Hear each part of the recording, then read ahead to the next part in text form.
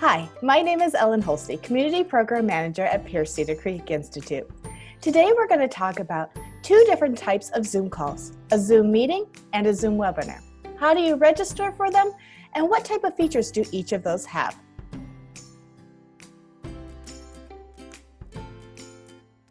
When you want to register for a meeting, you need to click on the link to register. When you click on the link, you will be sent to a page such as this one. You'll see at the top it says meeting registration or something like that. That means that you're registering for a meeting rather than a webinar.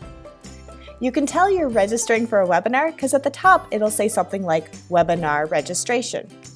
It'll give you the topic. A lot of times you'll have a description, but pay attention to the day as well as the time because it'll always say the time zone and it might be in a different time zone. A lot of times for a meeting registration, it'll ask you for your name as well as your email address. When you enter your email address, that's the email that the registration link, the link that you need to sign into Zoom, will be sent to. So make sure you use one that you check regularly. Then you just click on register. Once you click on register, you may get this message where it says meeting registration is approved. That'll give you the link to join the meeting. It'll also send it to your email.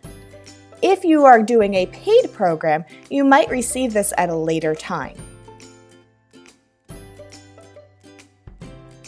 So, you can join a meeting in a few different ways. You can either go to your email and find a meeting confirmation, or if you are asked to join a meeting, you may have already been sent that meeting confirmation again in your email. You will see in this email a click to join here link. You might also see the passcode that you would need in order to sign in. You can also see where you can sign in via phone right here. When you want to actually join a meeting, you would click on click here to join. If you were sent a meeting invite, you would just click on the Zoom meeting link, which is the URL right here. If that doesn't seem to work, you could also type in your meeting ID as well as the passcode into Zoom. If you are joining via phone, you could also use a phone number to join a meeting. You would then be prompted to put in your meeting ID as well as your passcode into your phone. Once you click on Join Zoom, this will pop up.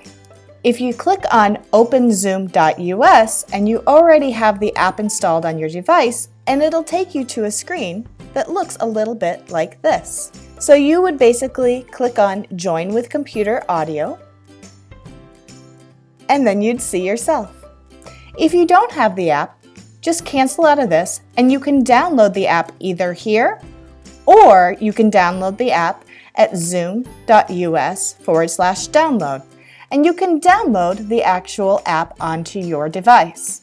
You do not have to have the app downloaded onto your device in order to use Zoom. You can also launch your meeting just in your web browser. You can click on Launch Meeting, cancel out of that, and then join from your browser right here. Another important thing to note is that you do not need your camera or a webcam on your device in order to join a Zoom call. Your video will not show up on the Zoom call since you do not have that camera, but it is not critical in order to join a Zoom call. I can do many things within this meeting. I can either mute myself by clicking on this mute button here. I can stop my video so you no longer see me. If you want to add a virtual background, you do that by clicking on this little arrow right here. And then you choose virtual background, and I can choose between different ones, so I could have it, for example, with grass in the background. I could have an earth in the background, but I like having Pierce Cedar Creek in my background. I can also use the chat function to chat with everyone. So if I click on chat, I can type my message to everyone. I can also say whether I want to just message with a particular person, if there was someone else in my meeting. In this meeting, I also have different types of views. Right now, I'm in what is called speaker view. So I'm only seeing the person that would be speaking.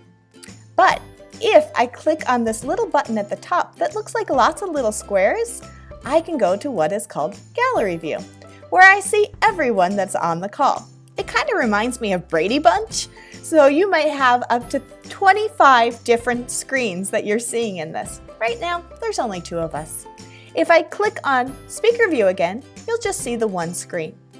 The other cool thing is that if I click on the little button up here that has 3 little dots in it, there's a little blue button over my picture, I can mute my audio, I can stop my video here, I can pin a video, so if I want a certain video always to be showing, I can do that there.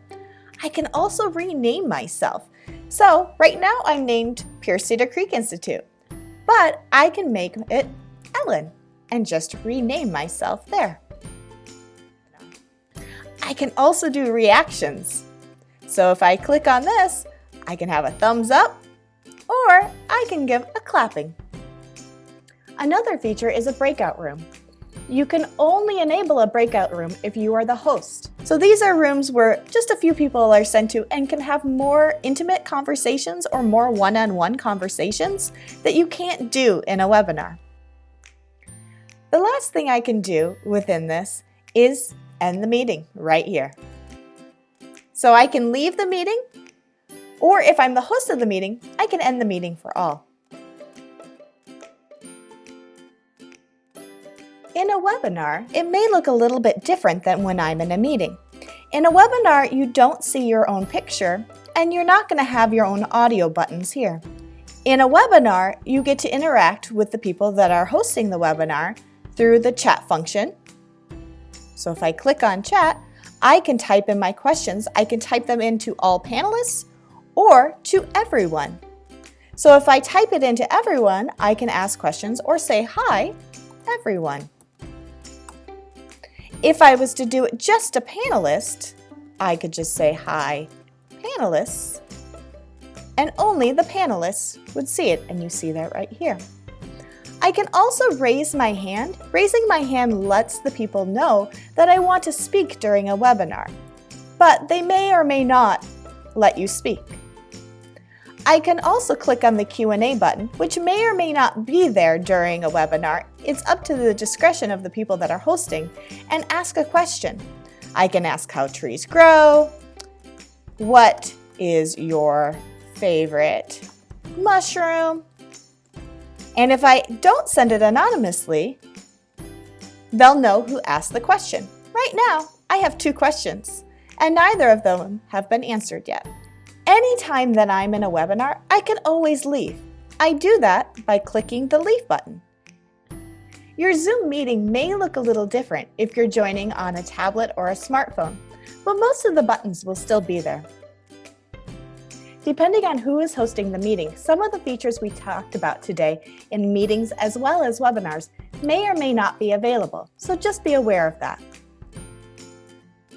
So I hope this tutorial helped you today, and I hope to see you on the next Zoom meeting or webinar. See you next time.